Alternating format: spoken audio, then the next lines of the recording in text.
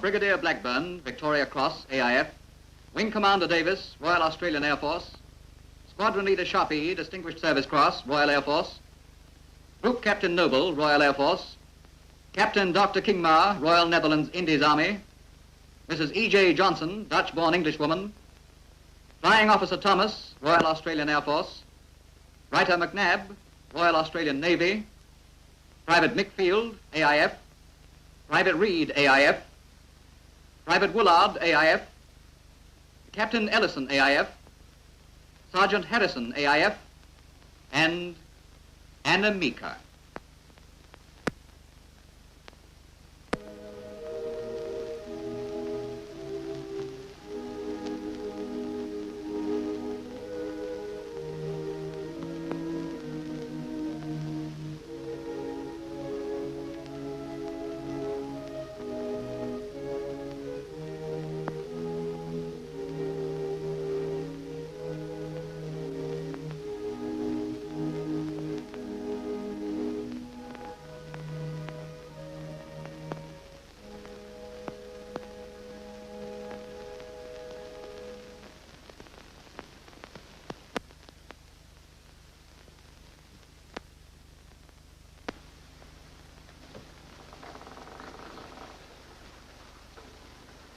Well, gentlemen, you have once again seen this Japanese picture in which you played a part.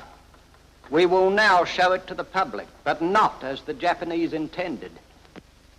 The Japanese film will be shown as they made it and as you have seen it. But after each sequence will appear the truth. Scenes taken by Allied cameramen immediately after the liberation of Java.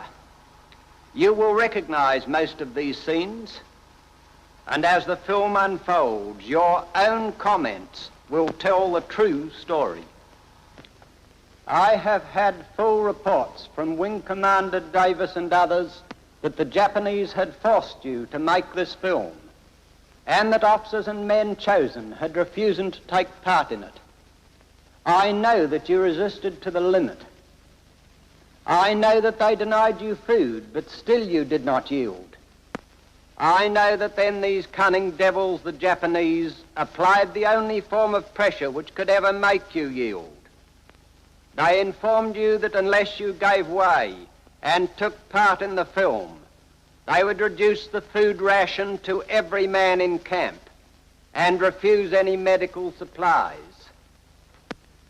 I know that your medical officers informed you that if they did that, many of the prisoners under your command would die. I know that at one stage you, Wing Commander Davis, were threatened with death if you did not give permission to members of your camp to take part. Yes, sir, that is quite correct. I have investigated the whole matter fully. And I know, gentlemen, that you have nothing to be ashamed of, that you were prepared to resist even under the threat of death, so long as it only concerned you yourselves. These officers and men have been troubled in their mind about having had to take part in the preparation of this Japanese film. I tell them they need not be so troubled. They put up an epic of heroic resistance. They gave way only to save the lives of their comrades, determined to make as many difficulties as possible and to turn the whole thing into a farce, if they could. I discussed it with other officers and men. It was clear what the Japanese had in mind, but we felt that the reduction of food and refusal of medicines would cause the deaths of many of our comrades. So we had to go on. The Japanese had to go over the personnel of the camp with a fine-tooth comb to find enough fit men for the film. It was a tough job, too. At least one camp was on starvation punishment for some trivial offense. The scanty rags of thousands were raked over and repaired to furnish a sufficient wardrobe to make the chosen men look decent.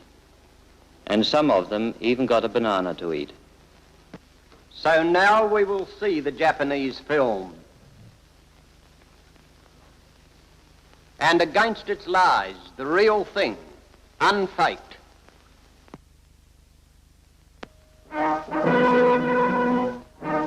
Japanese cameramen made this film, but this shot is intended to give the impression that our troops made it themselves. Men who would be more at home shooting with a Bren gun than with a camera.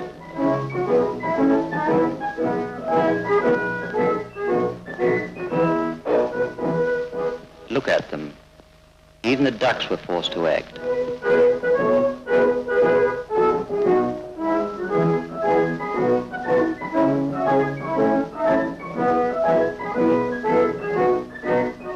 Ironical, isn't it?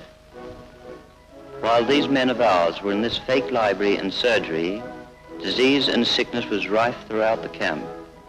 But the Japs refused to supply medicines which they were holding. And as for the pleasant chat between old friends, it lasted as long as it took the cameramen to shoot the scene.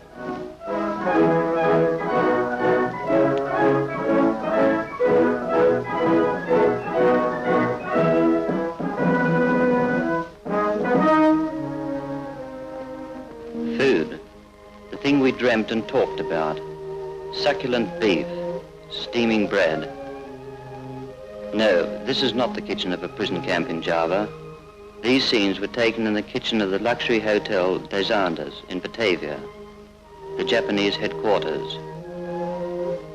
One day, a few Australians were taken out in the belief that they were going on a work detail, but were instead taken into the hotel kitchens. It was a rare sight for them. They saw the food, handled it, smelt it, but that was all. The Japanese ate it.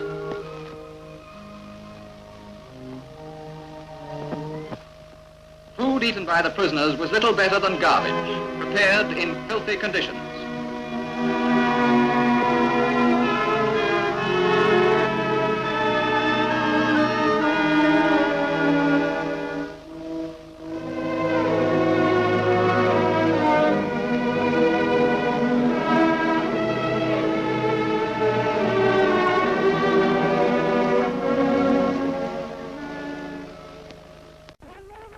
The Japs wished you to believe the women lived in their camps.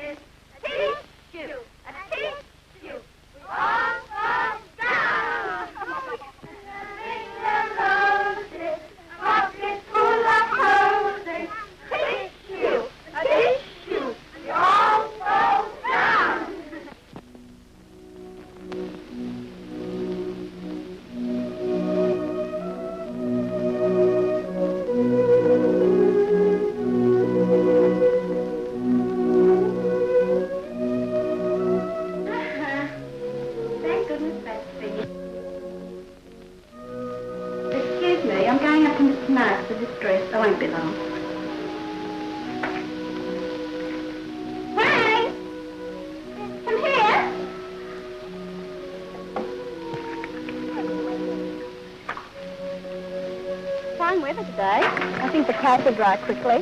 If you have any clothes to be washed, I'll help you. Oh, thank you. Not today. Some other time.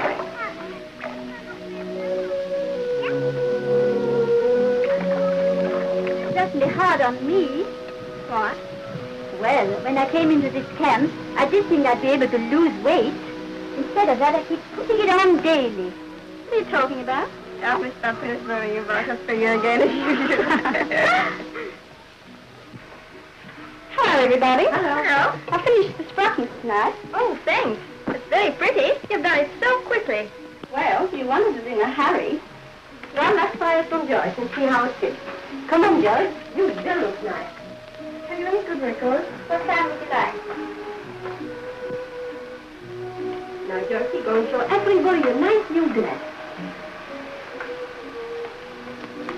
Look, Marie. We can't get Paris freshness anymore, so from now on, it'll be camp fresh. For the first few months, conditions were really not so bad in our camp. It was pleasantly placed, the food was good enough, we had reasonable freedom. We lived, in fact, in a fool's paradise. When the Japs had made the scenes you have just seen, that was the end.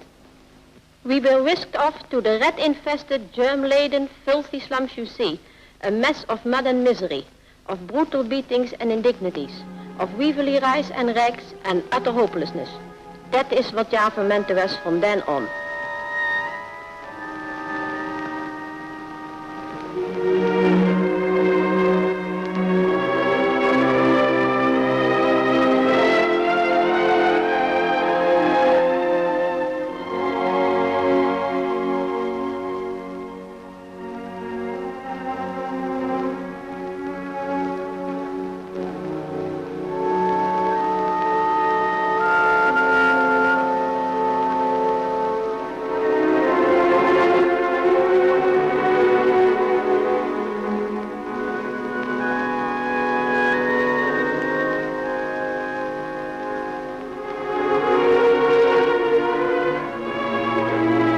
This little girl, where she gets the drinking water.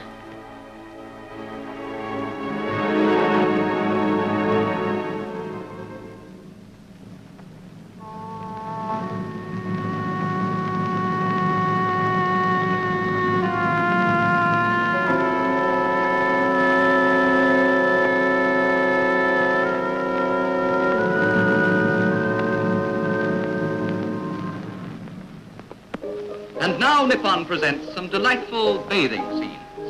2 hours the Japs spent taking these lovely bathing scenes. This was the only swim these boys had. 2 hours during 3.5 years of monotonous misery. For the fishing, 11 men were given sticks with string to dangle in the water. That was all the fishing they got. Allow me to introduce you to a camp's bathroom and showers. Look. No wonder that ulcers and skin diseases got most of us. The part dealing with the enemy ship losses in the previous announcement regarding the Third Solomon Sea battle is revised as follows. Sunk 2 battleships, 11 cruisers, 3 or 4 destroyers, and 1 transport. Heavily damaged, 1 battleship, 3 cruisers, 6 or 7 destroyers, and 3 transports. Hey there. What about a cup of tea? Thank you. Sure. Just got the news on the radio, too.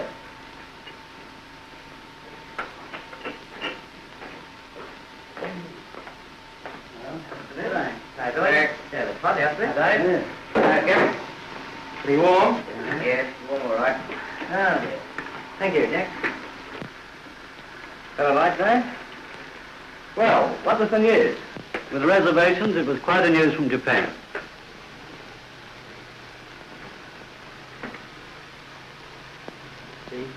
Thanks, sir. Nothing.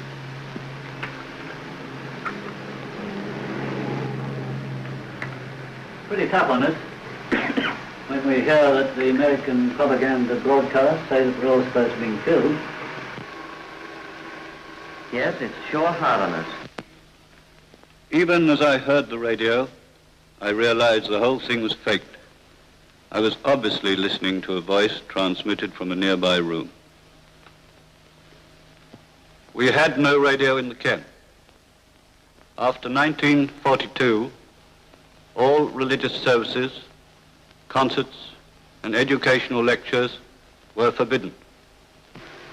War surely makes live men dead, dead men alive. I'm enough to know monkey business. As long as my wife knows I'm alive, things will be all right. Now, what do you say, Harry?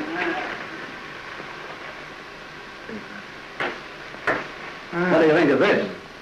Oh, very nice, isn't it? Do you think she'll appreciate that? Well, maybe my taste is not the best, but I'm sure she'll appreciate the gesture. She's an A1 lass. That's proved in the letters. There he goes again. You married men. However, I was quite pleased to get a letter from home. For me also, it was an enjoyable moment. In her letter, she says she's busy building air raid shelters. It's grand to think she's got time to write. By the time we get back, I wonder what will have become of our home. I'd sure like to get back home. Try my luck at Flemington again. Yes, well, you won't see me for dust till I'm stamping on the girlfriend's doorstep. Yeah, me too. Sure, that's all right for you single chaps. I'm going back to my wife. And then I'll settle down on a nice little farm. Yes, the sooner it's over the better. Conditions of living declined as time went on until it was quite plain that we were of no account to the Japs. International agreements and humanitarian principles meant nothing to them. Most of us, lucky enough to survive, have suffered in health due solely to the conditions under which we were forced to live. Had the Japanese taken the slightest interest in our welfare, many of our comrades would have been alive today.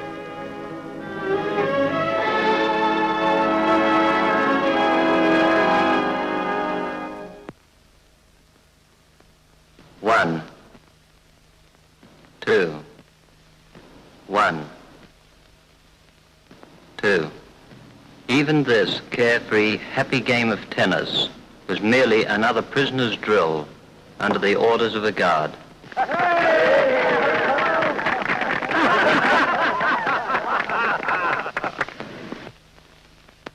By Jove, Nick, they made a mess of that funny face of yours. You remember when you used to imitate the kookaburra and have the nips running all around the camp looking for the bird?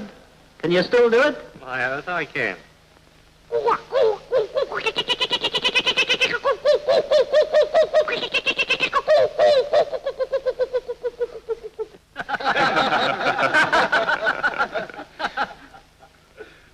What about the fancy cricket match I umpired? We certainly pulled their legs that day. They didn't know we were making up our own rules as we went along. I gave the batsman out whenever I felt like it, and the boys all played up to it. Never was cricket played as we played it that day.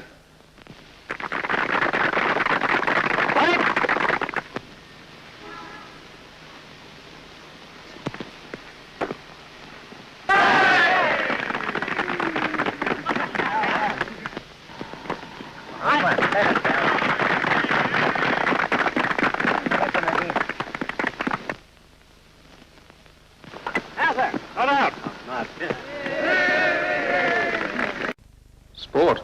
Sure.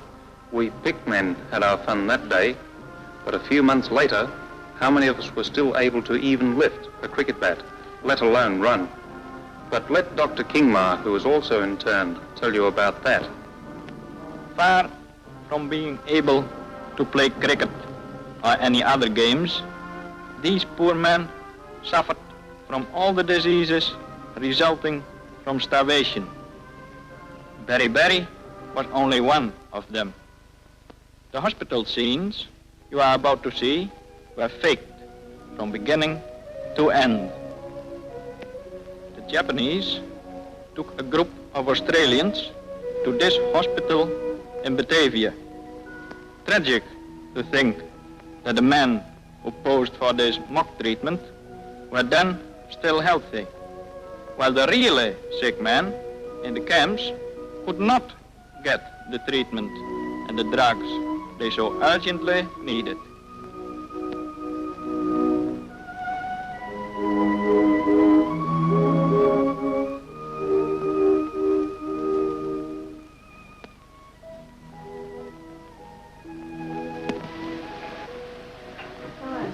Fine, thank you, teacher. The doctor has told me this morning that he will be able to walk in a couple of days. That will be fine, sister. Thank you. Pretty, wasn't it? In fact, ideal. Yes, but the truth was quite different. In the prisoner of war hospital where I worked as a doctor, the Japanese stole the X-ray plant, the radium and surgical instruments. How the hospitals really were? Well, look for yourself.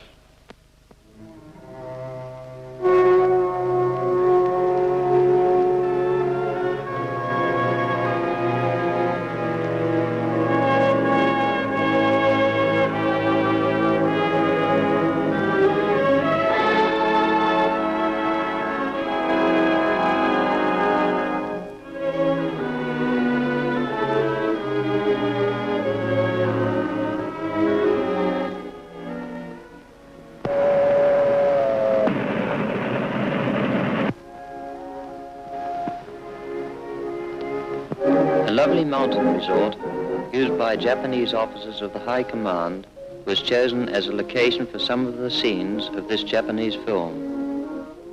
One day, the Australian camps were gone over for men who still looked fit enough to act the part of happy sportsmen. They were told to be happy, that they could play billiards, swim, drink beer, play golf, and eat good food. Actually, they did have a swim and played a game of billiards.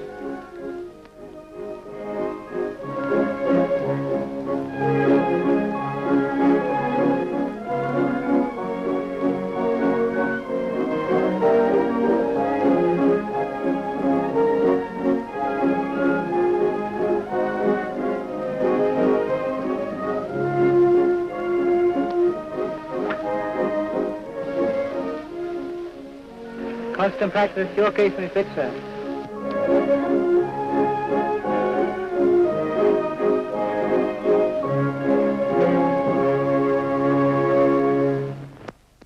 Happy sportsmen indeed, and then back to the barbed wire. The heat, the dirt, the weariness, and worst of all, to be herded and hounded by Japanese scum.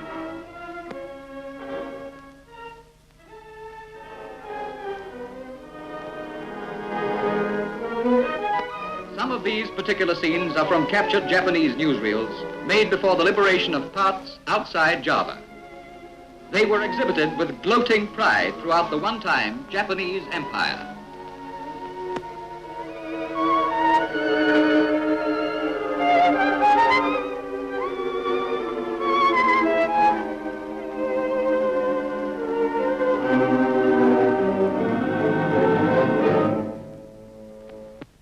You are about to see one of the most unnatural of all scenes. A faked reunion of Dutch prisoners and their sweethearts, wives and children. Those who attempted to embrace in a natural way were pulled apart by guards and made to embrace to order in front of the camera.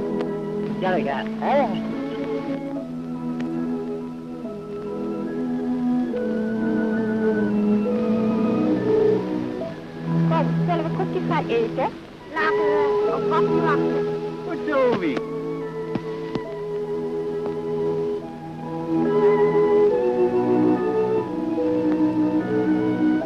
Wat is het vandaag prettig, hè? Nou, wat een fijne dag, hè? Maar ik vind het zielig voor die oudjes. Ja, dat vind ik ook. Zullen we ze roepen, hè? Hey, folks! Come here!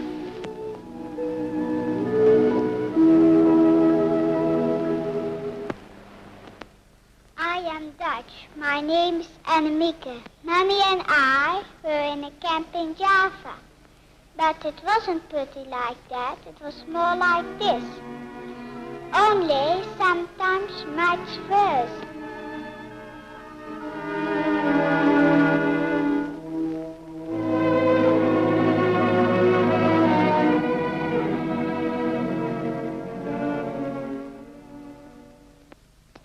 I wasn't very naughty and I helped Mommy as much as I could.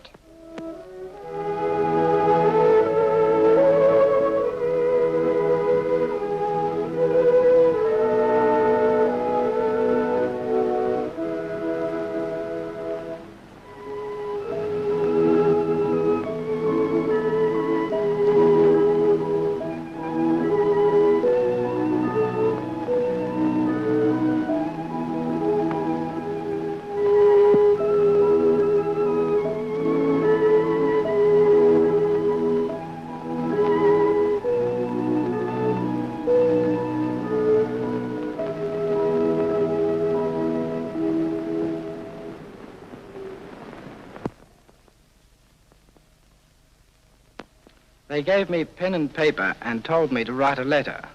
I started to write, but not what I was thinking. An English-speaking Japanese girl spoke the words you will hear, and which I was supposed to be writing. But if I had been free to express myself, this is what I would have described. Today is Visitors' Day, a day of joyful anticipations for the Dutch soldiers, and a day of sad reminiscences for us, as we have no one to call on us. Nevertheless, looking at the happy families and sweethearts, all enveloped in an atmosphere of love and happiness, brings me closer to you in thought. As I sit writing, I recall the happy times we had together. My thoughts are of home, with its chubby koala bears, kangaroos, its lovely beaches and beautiful cities. And yet, amidst all that abundant beauty, I wonder what you are doing now. Life in camp is bearable, as every facility is given us. But without you is like a vain effort to keep body and soul together. My one wish is to get home and to you, then nothing can make me leave you again.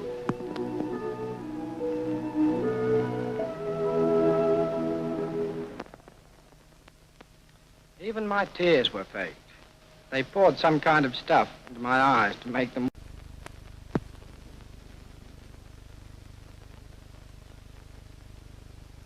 Rich for a couple of minutes. Only the first 2 envelopes contained money, which had to be given back, of course. The others were just padded.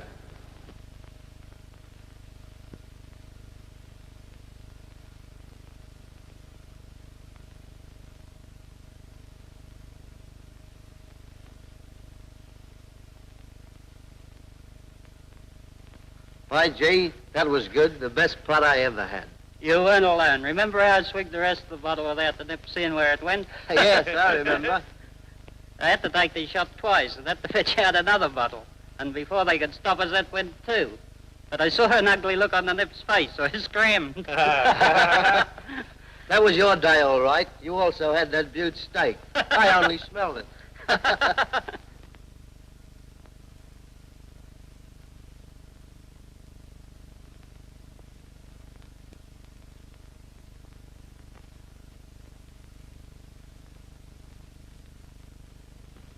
By gum, that was good. One of the nips asked me if I could eat a feed. I said I could eat 2 feeds, let alone 1. So he took me in and showed me a plate of steak and salads. He said, eat that as if you could enjoy it. Well, I didn't wait, but I tried to tell the camera with my eyes what was going on, and I hope you got me. Anyway, I seem to have made a pretty good job of it, because the nip said Joto. You know, that means very good. So they let me finish the lot. Hello, Doc. Hello, Doc. How much are these towels? 10 cents. Reminds me, too, I'll have a toothbrush, please. Yes. I see you're a good hat there. Now, I'll try some other time, thanks. Cheerio.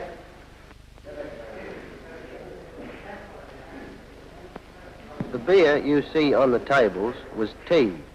Tubby Reid and I had the only real beer. Sorry, bird. Yes. Sweetheart. Yes, it was a lucky day for a few. The rest of the prisoners carried on with their usual starvation rations.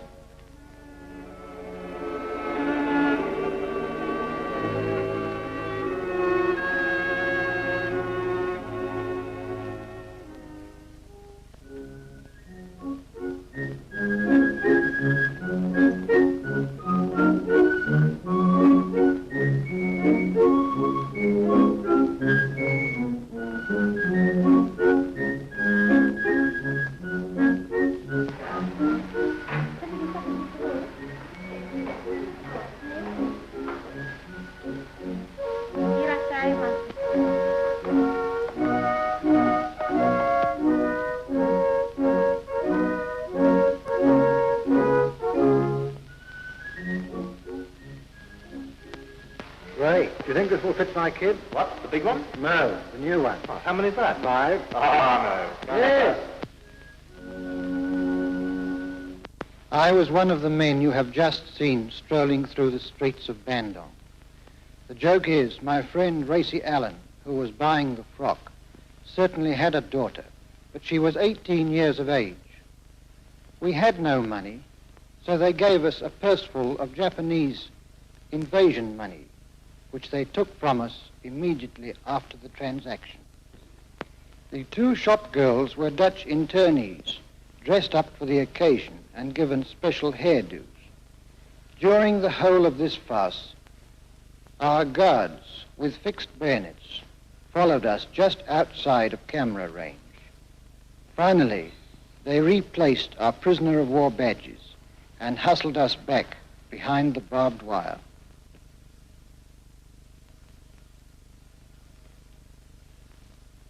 At dawn one day, 500 of us were assembled in the hospital grounds, where a large cross had been placed, its base inscribed, "Lest we forget."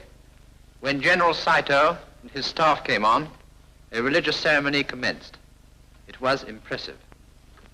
We began to think the Nips must have a grain of decency in them after all.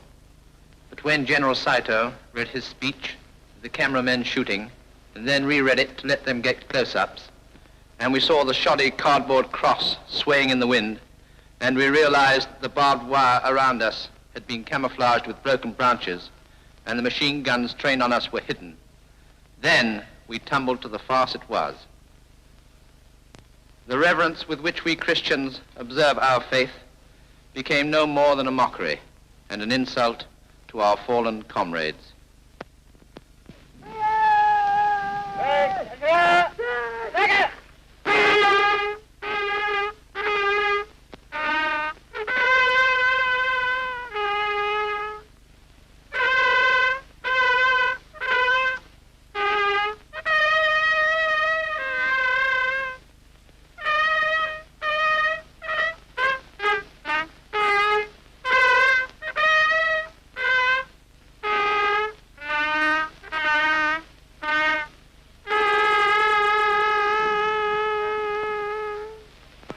我ら正義の剣を抜いてひとたびたたば、資源何をも何者をも撃滅せざればやまずといえども、すでにその抵抗力を失い、誓って我に服従する者に対しては、私人よくこれを保護す、すなわち日本武士道の真髄たり、ここにこれら絞っ茶の礼を弔い、冥福を祈る。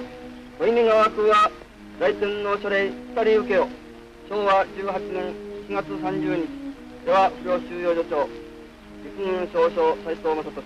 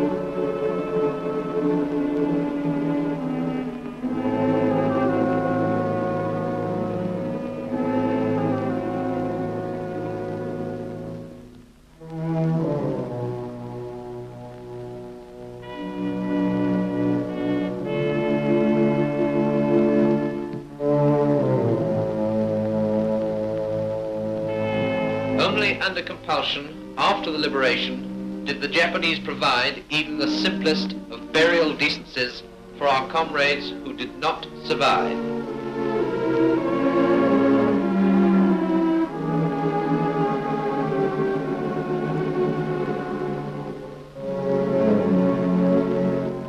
No, we won't forget.